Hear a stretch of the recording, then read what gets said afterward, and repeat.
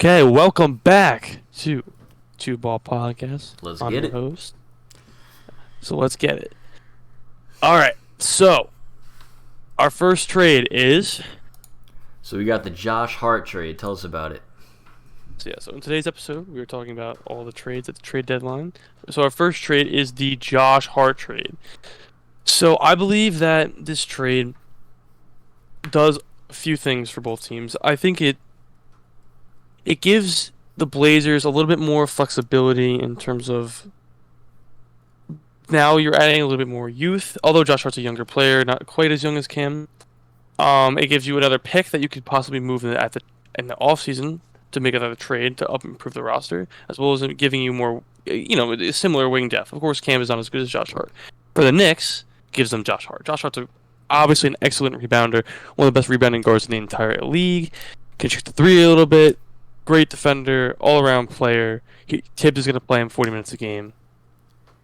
Yeah, so Yeah. in the trade, the Knicks are receiving Josh Hart and sending out Cam Reddish, some filler, and a 2023 first-round pick lottery protected, and it will convey into 4 seconds if the Knicks end up missing the playoffs. So I'm going to go ahead and I'll give the Knicks a B on this. And Portland, honestly, I'll give them a A minus. I actually like this for Portland. I think you take a flyer on a guy like Cam Reddish. You're getting a first round pick, most likely somewhere between 18 to 22, maybe 24. If not, it's 4 seconds.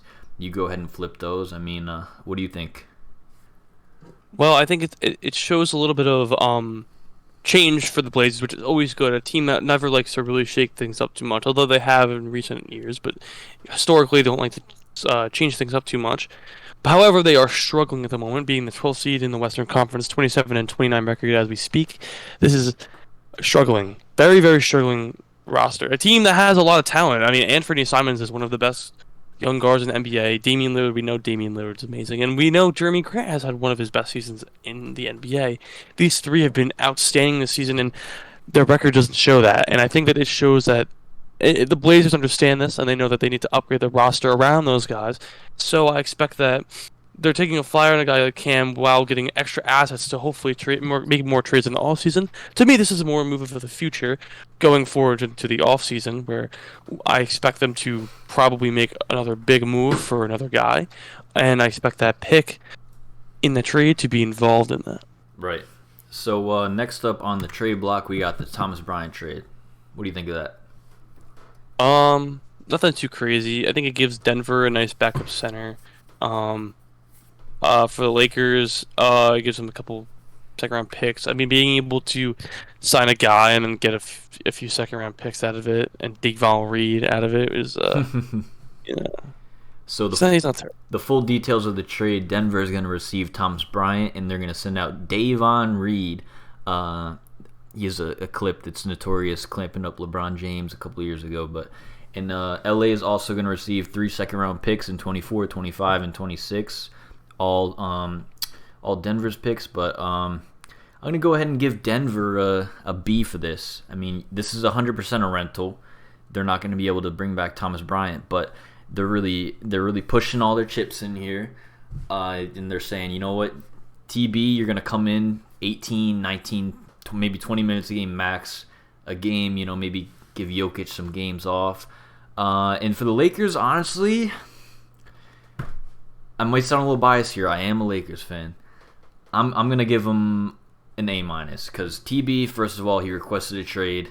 And like I said, for any team essentially he gets traded to, or even for the Lakers, he was definitely a rental. They're not going to be able to bring him back, and they weren't going to use their mid-level exception on a guy who is Anthony Davis's backup. But you also get those 3 seconds back that you traded. You traded 3 seconds for Rui, so you're getting those right back. So it's basically like you traded Kendrick Nunn for Rui Hachimura at the end of the day. But what would you grade it? Right. I think it's a good trade for both sides. I think obviously the Lakers are pushing this defensive agenda and the shooting agenda. And Thomas Bryant doesn't really fall necessarily into either of those, although he's a decent shooter. I think did it pushes request a that trade, defensive. too. Yeah, that's true. Also, this was a 4-team trade.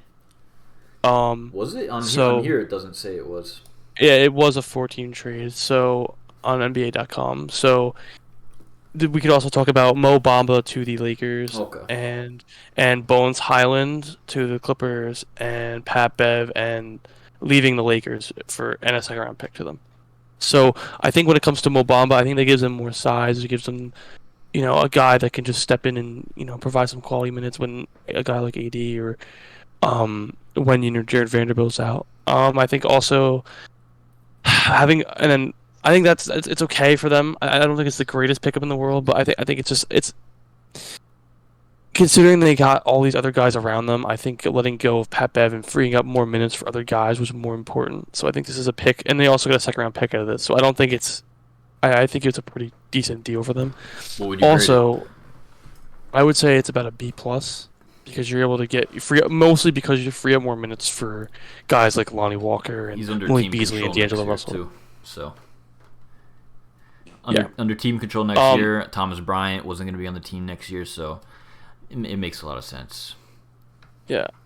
Moving on to the probably the biggest out of this whole 14 trade, probably the biggest part of it was the Bones Highland trade to the Clippers. Right. Bones Highland trade to the Clippers. So Bones is obviously a guy who can go off sometimes. He'll just give you a bucket. But other times he's taking bad shots and he's not the greatest and he's a little bit smaller, so he's not the best defender and whatnot. But this gives another guard to the Clippers that are looking to have been looking for another that guard for forever. And they're hoping that Bones Highland, just giving up a couple second round picks, can be that guy. And being a young player, I do believe that he can really help them out a lot, and I think that's a very very good trade for the Clippers, especially since they only had to give up two second round picks, I believe. Yep. So for them, I'm actually going to give this move an A. I think this is a I very low risk, high reward I move. absolutely agree, and it seems like so far in Bones' career, he's kind of maybe struggled like in the locker room, like maybe complaining a little bit. But you get a guy who's honestly he could be a microwave scorer. He could be. I wouldn't be surprised 2 years from now he's a 22 a game guy. To be honest, I mean his defense probably never get there, but you got a young guy. He's 22 years old under team control for 2 more years after this year, and then he's a restricted free agent. You gave up 2 seconds. That's just an absolute steal for the Clippers. Yeah, he's 22 years old, and I mean, while his overall shooting isn't great, he does shoot about 38% from three and about five and a half attempts per game, which is obviously very, very good. Oh yeah. So if he can build upon that, that gives him more spacing, and then he can just work on his all-around game with the Clippers. And obviously they can hide him a little bit because they have the wing defenders to hide him, a guy like that. So I think that is just an awesome, awesome pickup for them, and I think that they are one of the winners of the trade deadline because of a trade like that, and because of other trades that we'll talk about later on. Absolutely. So, moving on, we have the Darius Baisley trade. He got traded to the Suns in exchange for Dario Saric and a second-round pick. What do you think of that trade? Right. Well, I think that ultimately it gives the Suns another wing that they are desperately lacking now because of the Kevin Durant trade, obviously. While overall this year he hasn't been, he's been not quite the same player that he was the past couple seasons. He hasn't played He's much. still in his he's still been pretty efficient when he has played. He's only played in 36 games this year. And he's only averaging about 5 points a game, whereas in the last few seasons he's averaged double-digit points. However, he only takes 1.3 threes a game, but he does shoot 40% from three, which is very very good. Obviously, low amount of threes that he's taken this season, but obviously at a very good clip.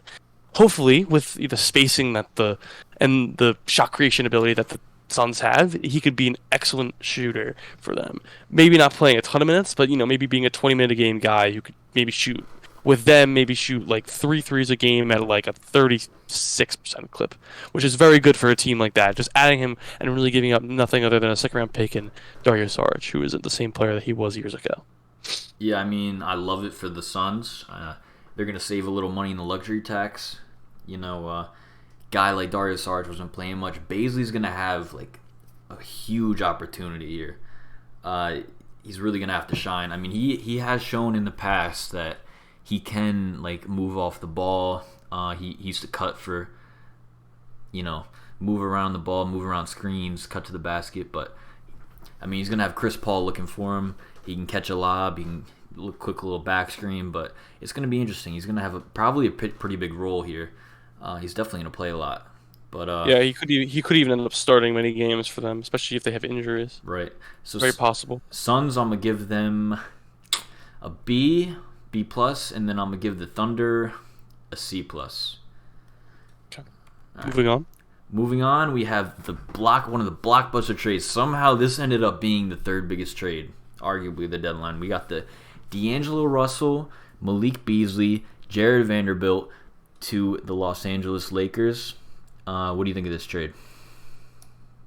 Right, and I would say that this is a very interesting trade for everybody involved. I think let's start with the Timberwolves side of things. I think it's very interesting because you're giving up a guy who maybe didn't have the greatest start to the season.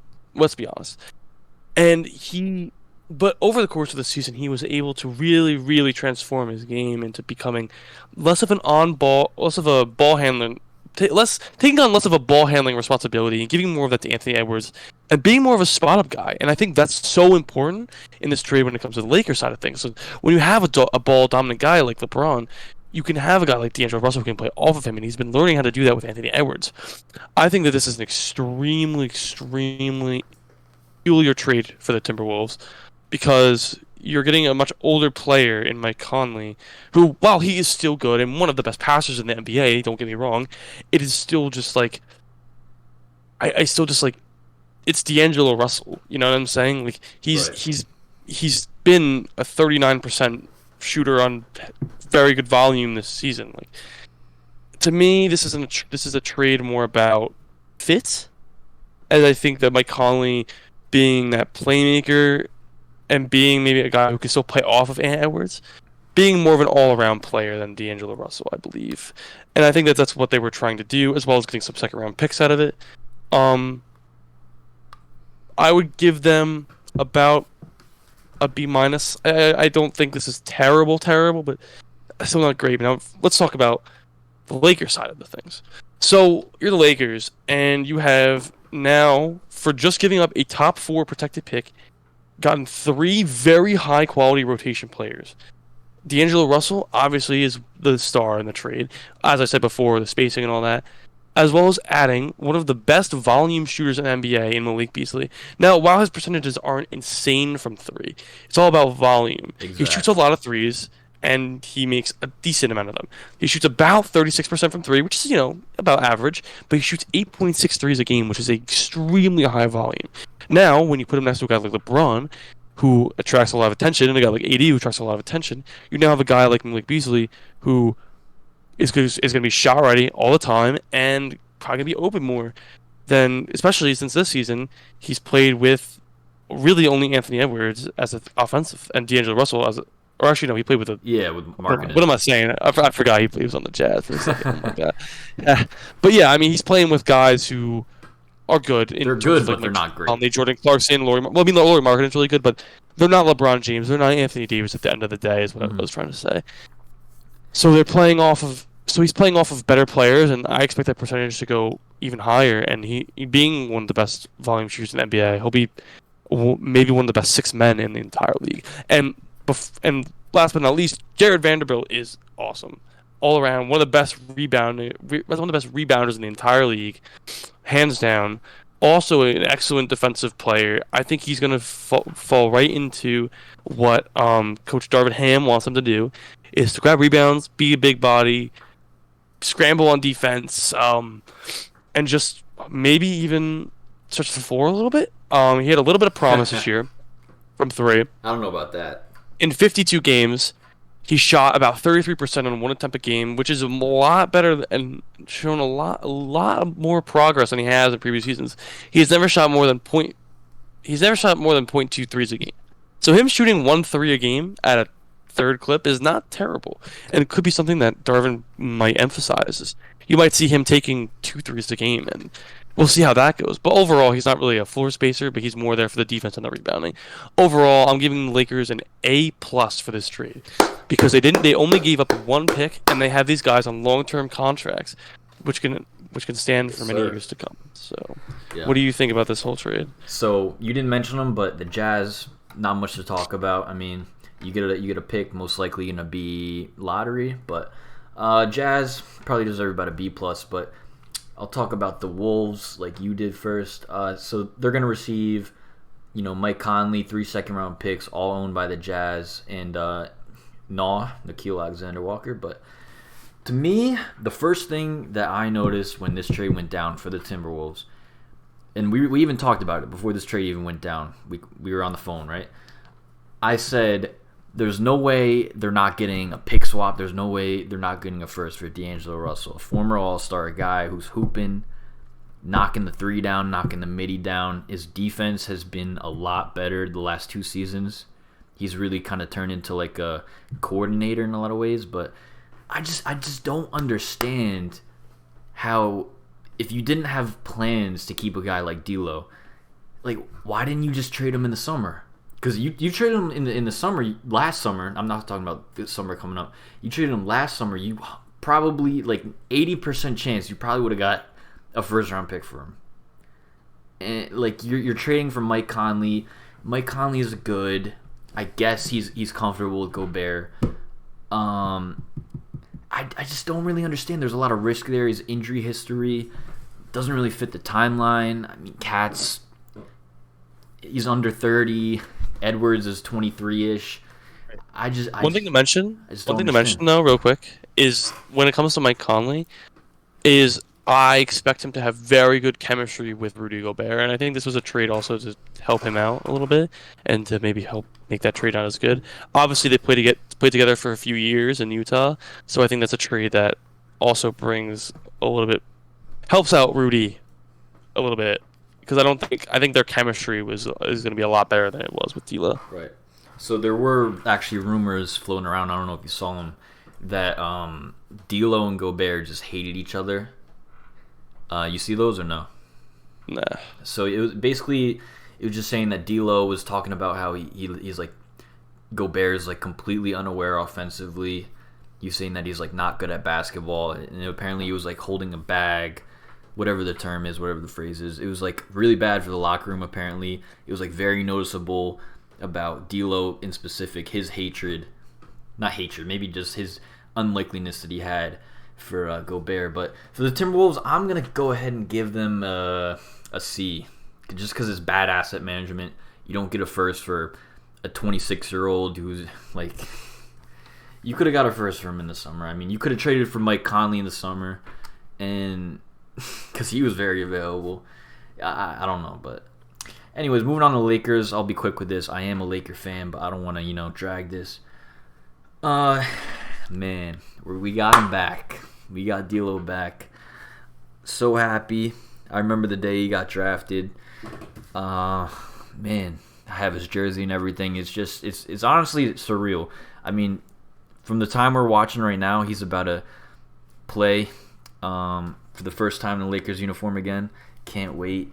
Malik Beasley, Jared Vanderbilt. D'Lo's actually starting tonight, but D'Angelo Russell, you know what you're getting from him. I think in an ideal world, he's a great fit next to LeBron James. It's really just he needs to stay healthy. He's had some injury concerns in his past, but he stay healthy. You hit your threes, you're gonna get extended, and he knows that. Moving on, Malik Beasley, absolutely love it. Pretty much same thing you said. He's also been a little bit better this year defensively, but Jared Vanderbilt, that's the real prize in this trade to me, because you're getting a guy who is probably one of the most versatile players in the NBA defensively. You could put him on Klay Thompson. You can attach him to a shooter. Next game, you could put him on Jokic. Next game, you could put him on Kevin Durant. Like, it's really, you pretty much put him on like the best player on the other team, and it's really just so much versatility. He can really just help. He can switch around. He's a great screen setter, underrated passer. He can hit corner threes. He's under team control. Like, oh man, just love it. But Lakers, I'm gonna go ahead and give him an A. I'm not gonna give him an A plus. I'd give him an A plus if the pick was a little more protected, but to me an A plus is hard. But all right, so moving on to the next trade, we got the Jakob Poeltl back to the Raptors trade. What do you think of it? Right, I think it gives the Raptors a very solid big man. One of the more underrated big men in the entire league. A guy who can pretty much do it all as a big man. I think I think for a heavily protected first round pick, some seconds, it's a pretty good deal for the Spurs. You're able to get a first round pick out of a guy who, maybe doesn't fit the timeline exactly, and maybe they're looking to, get a new big man. Wink, wink, Wembanyama. Wink, wink. He's going there. Trust me. And then the Raptors. You're getting back Jakob Poeltl, as he used to play there a long time ago, and he fits into what they need, and they kind of needed a real center, and I think this gives them that, and I think maybe not this year, but next year they'll maybe look to, and maybe in the offseason they look to retool a little bit, maybe like now. They're probably going to be in win now mode next season, I believe, is what this tells me. This tells me that they might trade OG, but it would have to be for a win now move in the offseason. However, I think ultimately, I think they're looking to become a winning organization once again, just like last season, and build around Scotty Barnes and all that. But yeah, honestly, I love this trade for San Antonio, getting a first for Jakob Poeltl. I'm not sure. I haven't really been able to find what the protection is on it. Was it lottery? Was it lottery? But yes, either way, they're getting a first. It's going to convey to some seconds. Guaranteed at least 4 seconds. You're getting Khem Birch. Take a flyer on him, I guess. He's shown some bright spots in the past. But like you said, Poeltl doesn't really fit the timeline. And it's honestly just probably the best move you're going to get. You sold high, which is always good. Jakob Poeltl having an amazing season. Great player. And just send him back to Toronto. It's really nice. It's honestly like a feel-good kind of trade. Send him back to Toronto. So real quick, the pick is 1 through 6 protected and will keep conveying until it will keep conveying until 2026. Oh, so it's very lightly protected then. Yeah, so there's a very good chance that the Spurs got a lottery pick this year. Probably like the 12th pick out of Jakob Poeltl, which isn't 2024 actually. But oh yeah, that's my bad. Yeah. So, yeah. But still, it could be. But I do believe that they're going to be in win, and then maybe that's another reason for them to be into win now mode is they're not gonna have their pick next year, so they're probably in the late teens, early 20s, if I had to guess, maybe mid teens. Yep. All right, but moving on, we have the Jalen McDaniels. Is it Jalen? Yeah, right. Jalen. It is Jalen McDaniels. Yes. Jalen McDaniels. So I think Philadelphia. So I think this is an insanely underrated trade for the Philadelphia 76ers. I think it's awesome for them to basically give up Matisse Thybulle, who was not playing for them, and not really playing for them. Well, he's a great player on defense. He's a non-existent player outside of that. There's no offense whatsoever. And a guy like Jalen McDaniels, who is very similar to Matisse in a lot of ways, but he does have a little bit of offense to him, and he's growing as an offensive player, and we've seen that this year as he's been improving, unlike Matisse Thybulle, no offense, on his all-around game, and he's shown a little bit of off the dribble this year. This year he's actually up to 10 points a game from 6, which is pretty good. While his shooting isn't as good, last year he was 38% on 2 attempts a game. He is shooting more this year, but only shooting 32% from 3. However, that could very well go up when you have one of the best playmakers in basketball, the Sixers, and James Harden, one of the best passing big men in basketball, and Joel Embiid. So with those guys attracting a lot of attention, I expect him to get more open shots, and he's shown more willingness to take those shots this year. So I expect him to be a very impactful player for them in spot minutes. So I think this is a very good trade. I'm going to give it a B+ for the Sixers. Not that it's anything too crazy, but I think it's a very high reward, low risk trade for them, and I love it. So yeah, I mean, I absolutely love it for Philadelphia. I like it for Portland too, because you're really just giving up Zvi Mikhailuk and a second. I think each of the Sixers and the Blazers are giving up a second. It is a 3-team trade. But Jalen McDaniels is actually unrestricted next season, so there's a very good chance it's a rental. And Matisse is actually restricted. So Blazers, honestly, I love this for the Blazers a little bit more because they really don't have like a wing stopper in a lot of ways. But now, Josh Hart was their wing stopper, I guess. But honestly, I love this for both teams. Like it a little more for the Blazers, but not much to talk about here. It's kind of a little weird trade. But moving on, we have Mason Plumlee, the one. Yeah, not much to talk about here. But I listen. Ultimately, I actually do like this trade a lot for the Clippers. Just because I think it gives them another backup center, which they desperately need, as their really only center is Zubac, who's very good, but they do need another center. I think he's going to be probably maybe the best backup center in the whole league, to be honest. But he's definitely not a starting caliber player anymore. However, I do think he'll be a very good backup. He's one of the best passing big men in the league, and I'm pretty high on him. To be honest, for them, just to play some spot minutes, I think he's going to be really good for them. But that's about it for that, to be honest. I don't think there's much to say. It's Mason Plumlee. He's decent. That's about it. Yeah, the one thing I do like about this for the Clippers is you only give up a second and Reggie Jackson. Reggie Jackson's been kind of shit this year.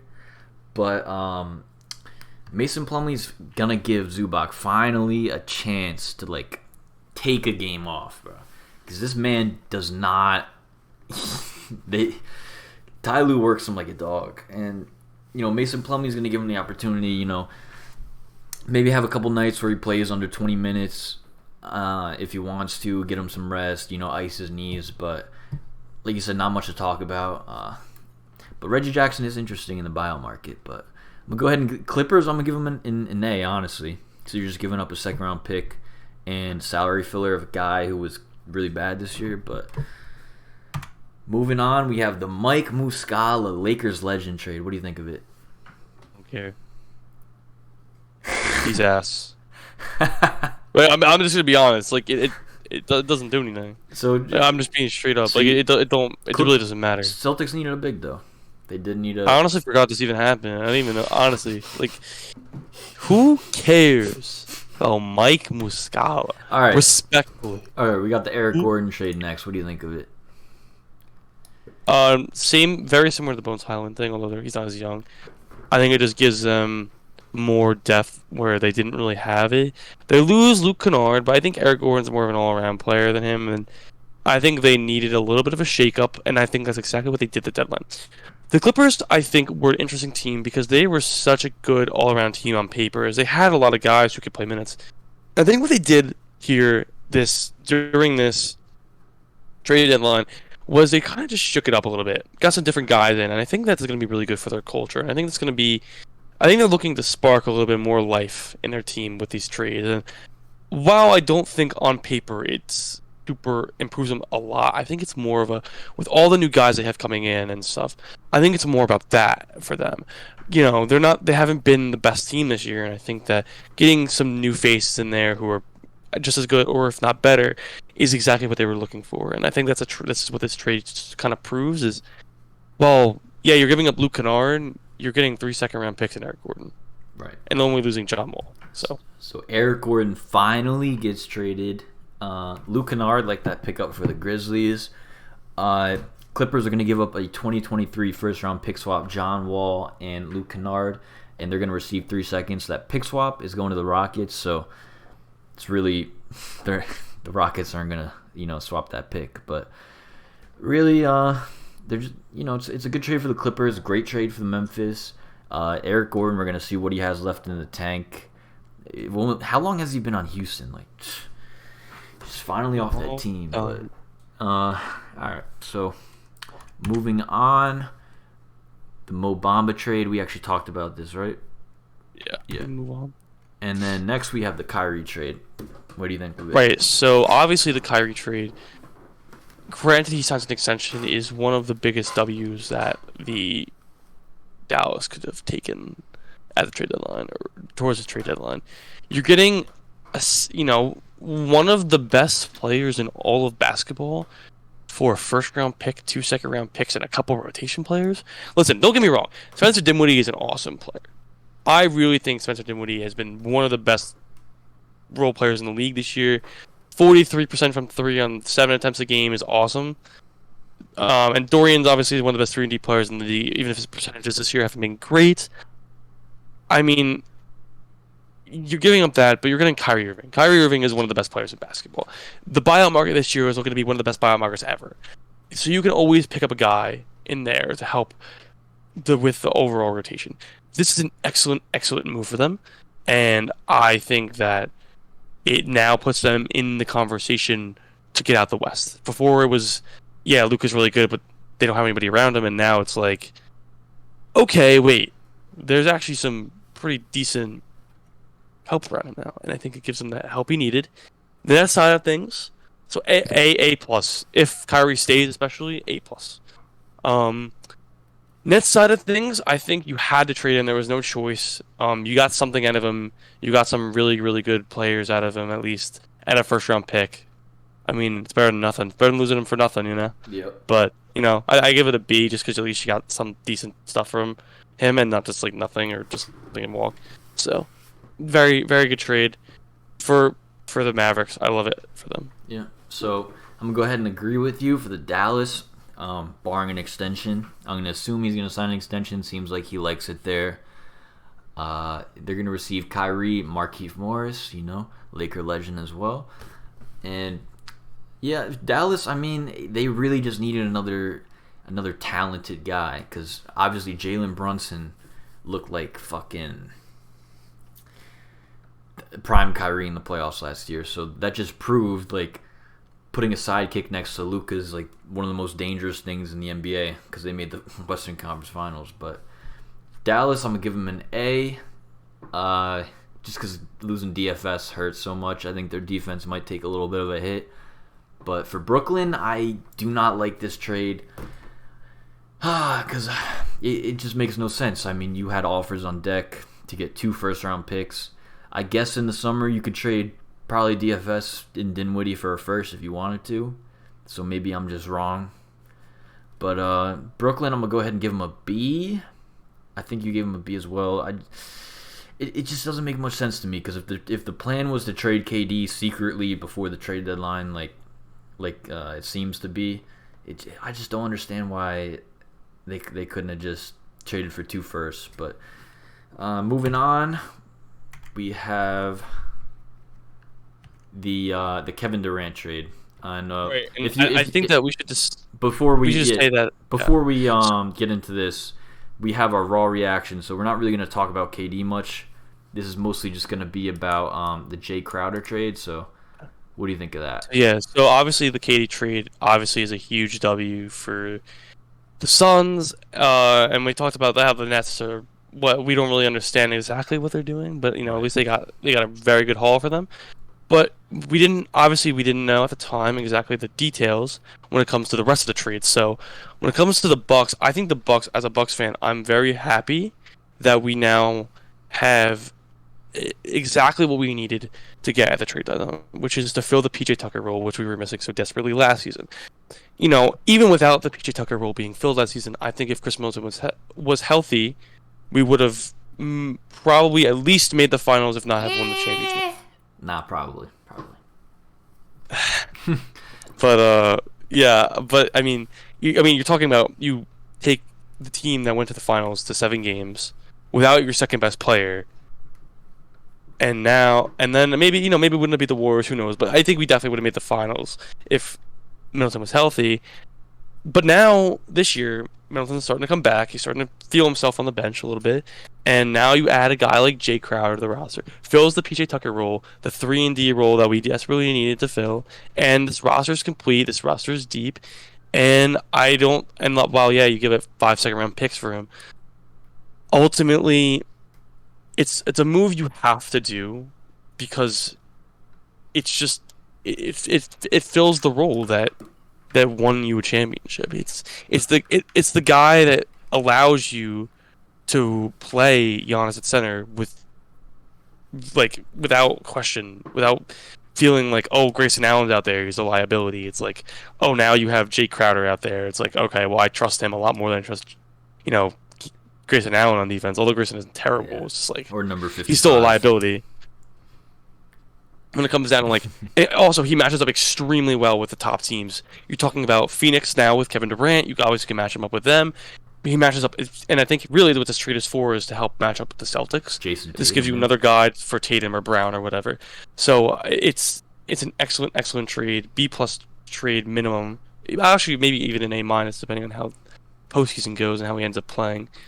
I love it for the Bucks. I think it's exactly what they needed. Now, what they gave up, the second round picks kind of suck because now you really have nothing. Outside of that, you also give Serge Ibaka, who actually requested a trade. George Hill, which he hasn't been George Hill. He really has regressed a lot this season. And Jordan Nwora, while he's a solid young player, really his defense isn't good enough to warrant him big time playoff minutes. So hopefully he'll probably thrive with the Pacers, being a great floor spacer for them. But Eh. I think I think ultimately it's a trade you have to do for the Bucks, and I love it. So what do you think about the Jay Crowder trade? So before I talk about the Jay Crowder thing, Jordan Nwora is not an NBA player. He is going to thrive in Shanghai. though. Wow. But Wow. That's I mean, crazy. no disrespect to you. It was just a joke. Nwora, I want to wish you good luck in your career. Seen you hit some good threes, a nice crossover, but George Hill, NBA legend, player legend, Serge Ibaka, used to be one of the best shot blockers of all time, but that just doesn't matter now. You're trading for a guy who, like you said, matches up with Tatum. He's gonna match up with. You throw him on. He's like very, very versatile. You could throw him on James Harden if you really wanted to. That might probably be your the best matchup you guys have for him. I'm guessing, or him or Middleton, but 5 seconds is a haul. But you're essentially trading 3 unplayable guys in the playoffs for a very playable guy. And that's kind of the way I look at it. I'm going to give them an A minus. It would be higher if it wasn't 5 seconds. But we've seen time and time again that in the offseason, you can buy a second-round pick. So at the end of the day, if the Bucks are really worried about young talent, they could just go ahead and buy a second-round pick in the offseason. But for Brooklyn's actually receiving 2 second-round picks, and then 3 seconds are going to Indiana, and then the 3 players we just named. But Indiana, great trade, A+. Brooklyn, A+. It's a great trade, great 3-team trade. But so those are actually all the trades that we have here. But so what do you think of the trade deadline this year?